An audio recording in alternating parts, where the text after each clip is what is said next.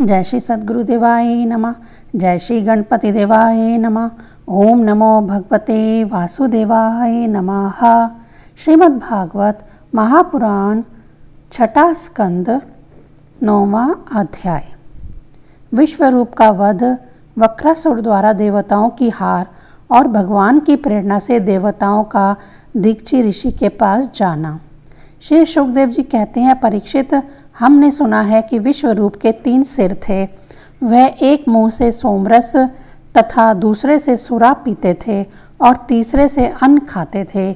उनके पिता त्वष्टा आदि 12 आदित्य देवता थे, इसीलिए वह यज्ञ के समय प्रत्यक्ष रूप से ऊंचे स्वर में बोलकर बड़े विनय के साथ देवताओं को आहुति देते थे।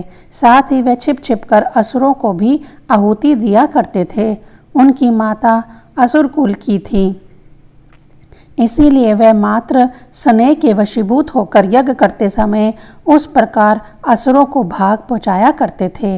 देवराज इंद्र ने देखा कि इस प्रकार वह देवताओं का अपराध और धर्म की ओट में कपट कर रहे हैं। इससे इंद्र डर गए और क्रोध में भरकर उन्होंने बड़ी फुर्ती से उनके 3 सिर काट लिए।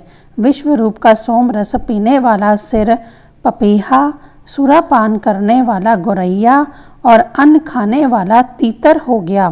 इंद्र चाहते तो विश्वरूप के वध से लगी हुई हत्या को दूर कर सकते थे, परंतु उन्होंने ऐसा करना उचित ना समझा, वरन हाथ जोड़कर उसे स्वीकार कर लिया और तथा 1 वर्ष तक उससे छूटने का कोई उपाय नहीं किया। तदंतर सब लोगों ने के सामने अपनी शुद्धि प्रकट करने के लिए उन्होंने अपनी ब्रह्म हत्या को 4 हिस्सों में बांटकर पृथ्वी, जल, वृक्ष और स्त्रियों को दे दिया।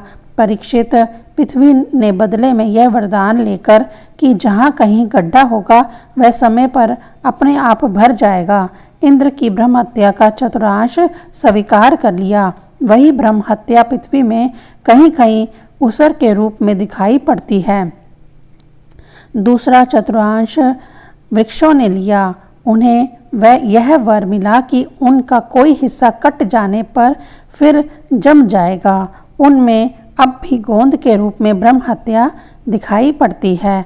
स्त्रियों ने यह वर पाकर कि वह सर्वदा पुरुष का सहवास कर सकें, ब्रह्म हत्या का तीसरा चतुर्थांश स्वीकार किया। उनकी ब्रह्म हत्या प्रत्येक महीने के रज के रूप में दिखाई पड़ती है। जल ने यह वर पाकर कि खर्च करते रहने पर भी निर्झर आदि के रूप में तुम्हारी बढ़ती ही होती रहेगी, ब्रह्म हत्या का चौथा चतुर्थांश स्वीकार कर लिया। फेन, बुद्बुद आदि के रूप में वही ब्रह्म हत्या दिखाई पड़ती है, अतएव मनुष्य उसे हटाकर जल ग्रहण किया करते हैं। विश्वरूप की मृत्यु के बाद उनके पिता त्वष्टा, हे इंद्र, शत्रु हो तुम्हारी अभिवृद्धि हो और शीघ्र से शीघ्र तुम अपने शत्रु को मार डालो। इस मंत्र से इंद्र का शत्रु उत्पन्न करने के लिए हवन करने लगे।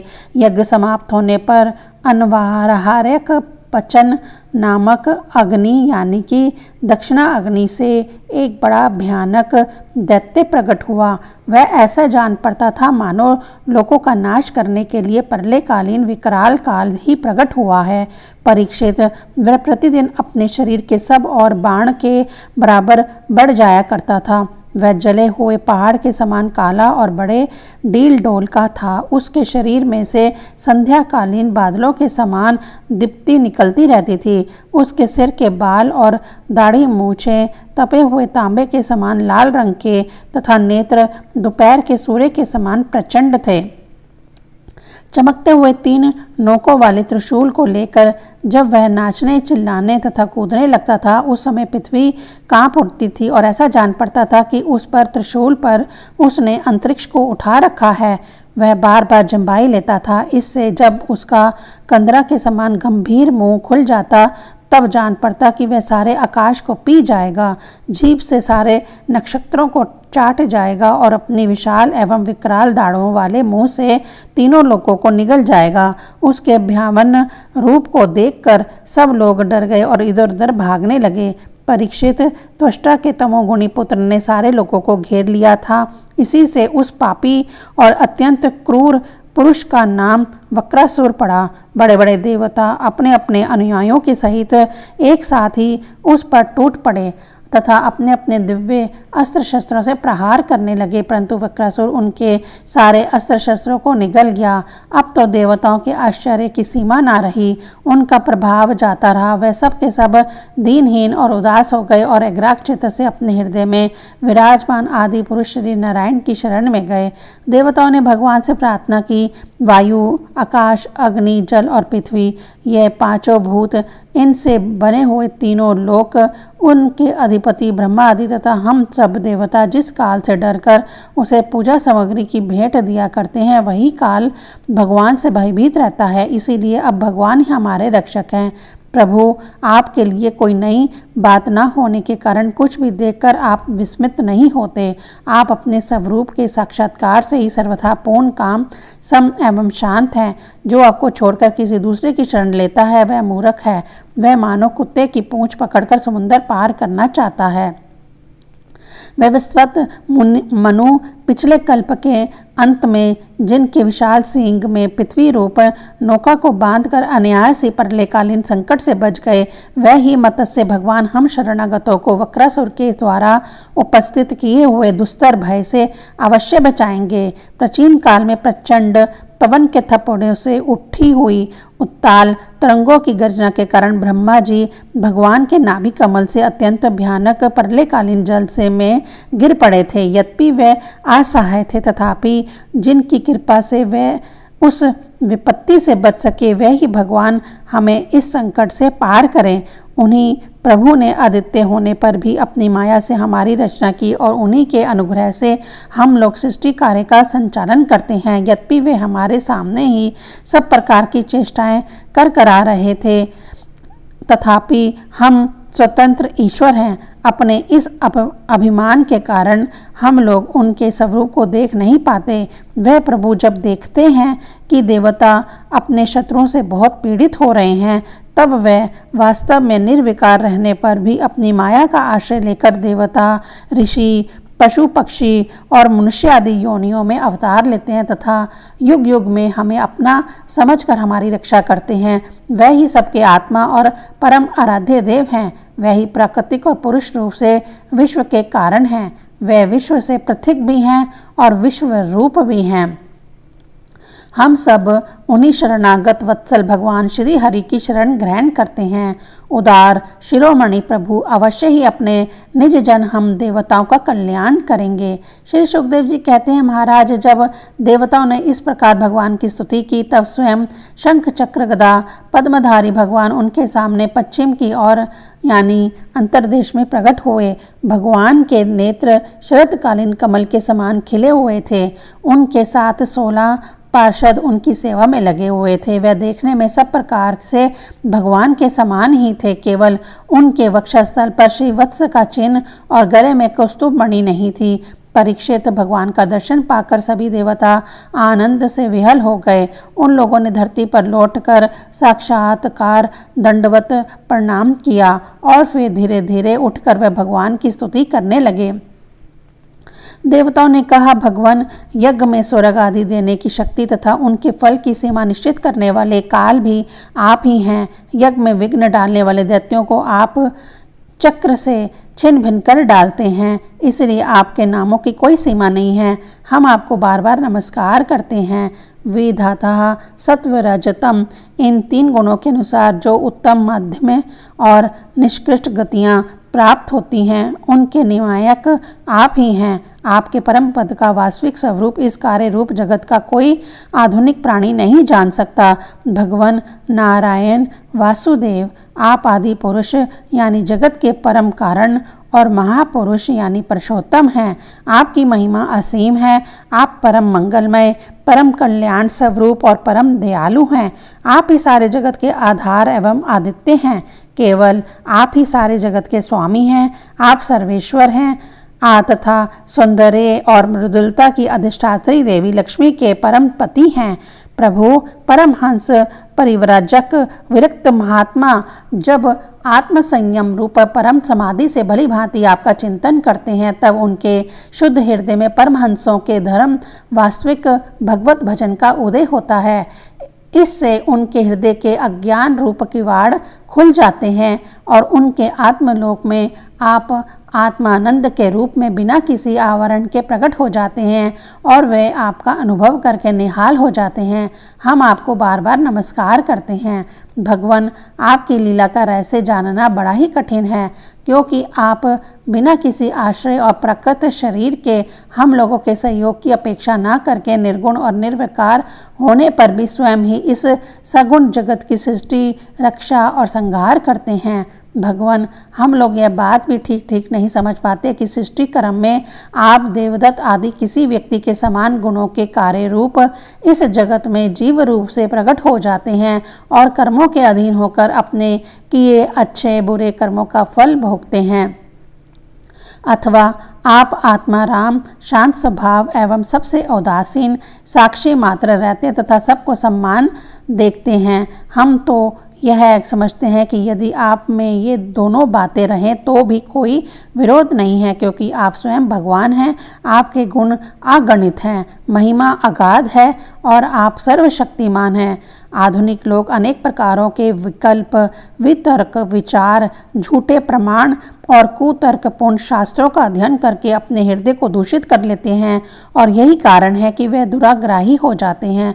आप में उनके वाद विवाद के लिए अवसर ही नहीं है। आपका वास्तविक स्वरूप समस्त मायामय पदार्थों से परे केवल है। जब आप उसी में अपनी माया को छिपा लेते हैं, तब ऐसी कौन सी बात है जो आप में नहीं हो सकती। इसीलिए आप साधारण पुरुषों के समान कर्ता भोक्ता भी हो सकते हैं और महापुरुषों के समान उदासीन भी।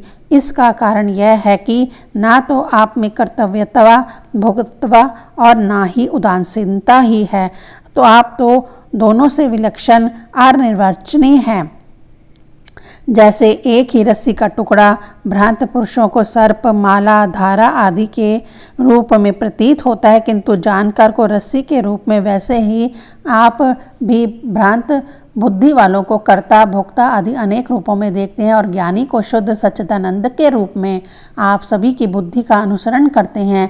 विचार पूर्वक देखने से मालूम होता है कि आप ही समस्त वस्तुओं में वस्तुत्व के रूप में विराजमान हैं, सबके स्वामी हैं और संपूर्ण जगत के कारण, ब्रह्मा, प्राकृतिक आदि के भी कारण हैं। आप सबके अंतर्यामी अंतरात्मा हैं। इसीलिए जगत में जितने भी गुण दोष प्रतीत हो रहे हैं, उन सब की प्रतीतियाँ अपने अधिष्ठान स्वरूप आपका ही संकेत करती हैं और श्रुतियों ने समस्त पदार्थों का निषेध करके अंत में निषेध की अवधि के रूप में केवल आपको ही शेष रखा है। मधुसूदन, आपकी अमृतमय महिमा रस का अनंत समुंदर है, उसके नन्हे से सीकर का भी अधिक नहीं। एक बार भी स्वाद चख लेने से हृदय में नित्य निरंतर परमानंद की धारा बहने लगती है। उसके कारण अब तक जगत में विषय भोगों के जितने भी लेश मात्र, प्रतीति मात्र सुख का अनुभव हुआ है या परलोक आदि के विषय में सुना गया है, वह सब का सब जिन्होंने भुला दिया है, समस्त प्राणियों के परम प्रियतम, हितैषी, सुहृद और सर्वात्मा आप ऐश्वर्य निधि परमेश्वर में, जो अपने मन को नित्य निरंतर लगाए रखते और आपके चिंतन का ही सुख लूटते रहते हैं, वे आपके अनन्य प्रेमी परम भक्त पुरुष ही अपने स्वार्थ और परमात्मा में निपुण हैं। मधुसूदन, आपके वे प्यारे और सुहृद भक्तजन भला आपके चरण कमलों का सेवन कैसे त्याग सकते हैं, जिससे जन्म मृत्यु रूप संसार के चक्कर से सदा के लिए छुटकारा मिल जाता है। प्रभु, आप त्रिलोकी के आत्मा और आश्रय हैं। आपने अपने तीन पगों से सारे जगत को नाप लिया था और आप ही तीनों लोकों के संचालक हैं। आपकी महिमा त्रिलोकी का मन हरण करने वाली है। इसमें संदेह नहीं कि दैत्य, दानव आदि असुर भी आपकी ही विभूतियां हैं। तथापि यह उनकी उन्नति का समय नहीं है। यह सोचकर आप अपने योग माया से देवता, मनुष्य, पशु, नरसिंह आदि मिश्रित और मत्स्य आदि जलचरों के रूप में अवतार ग्रहण करते और उनके अपराध के अनुसार उन्हें दंड देते हैं। दंडधारी प्रभु, यदि जचे तो आप उन्हीं असुरों के समान इस वक्रासुर का भी नाश कर डालिए। भगवान, आप हमारे पिता, पितामह सब कुछ हैं। हम आपके निज जन हैं और निरंतर आपके सामने से झुकाए रहते हैं। आपके चरण कमलों का ध्यान करते करते हमारा हृदय उन्हीं की प्रेम बंधन से बंध गया है।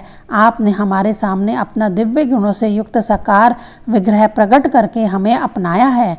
इसीलिए प्रभु, हम आपसे ये प्रार्थना करते हैं कि आप अपनी दया भरी विशद सुंदर और शीतल मुस्कान युक्त चितवन से तथा अपने मुखारविंद से टपकते हुए मनोहर वाणी रूप सुमधुर सुधा बिंदु से हमारे हृदय का ताप शांत कीजिए, हमारे अंतर की जलन बुझाइए। प्रभु, जिस प्रकार अग्नि की ही अंशभूत चिंगारियां आदि अग्नि को प्रकाशित करने में असमर्थ हैं, वैसे ही हम भी आपको अपना कोई भी स्वार्थ परमार्थ निवेदन करने में असमर्थ हैं। आपसे भला कहना ही क्या है, क्योंकि आप संपूर्ण जगत की उत्पत्ति, स्थिति और लय करने वाली दिव्य माया के साथ विनोद करते रहते हैं तथा समस्त जीवों के अंतःकरण में ब्रह्म और अंतर्यामी के रूप में विराजमान रहते हैं। केवल इतना ही नहीं, उनके बाहर भी प्राकृतिक के रूप से आप ही विराजमान हैं।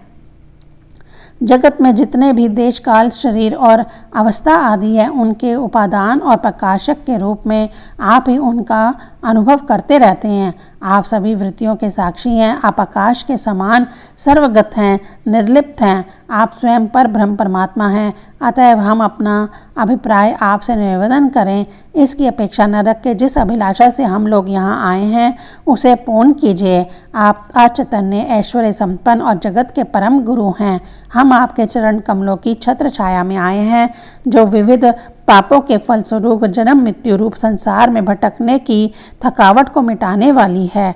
सर्वशक्तिमान श्री कृष्ण वक्रासुर ने हमारे प्रभाव और अस्त्र शस्त्रों को तो निगल ही लिया है, अब वह तीनों लोगों को भी ग्रस रहा है। आप उसे मार डालिए। प्रभु, आप शुद्ध स्वरूप हृदय स्थित शुद्ध ज्योतिर्मय आकाश, सबके साक्षी, अनादि अनंत और उज्ज्वल कीर्ति संपन्न हैं। संत लोग आपका ही संग्रह करते हैं। संसार के पथिक जब घूमते घूमते आपकी शरण में आ पहुँचते हैं, तब अंत में आप उन्हें परमानंद स्वरूप अभिष्ट फल देते हैं और इस प्रकार उनके जन्म जन्मांतरों के कष्ट को हर लेते हैं। प्रभु, हम आपको नमस्कार करते हैं।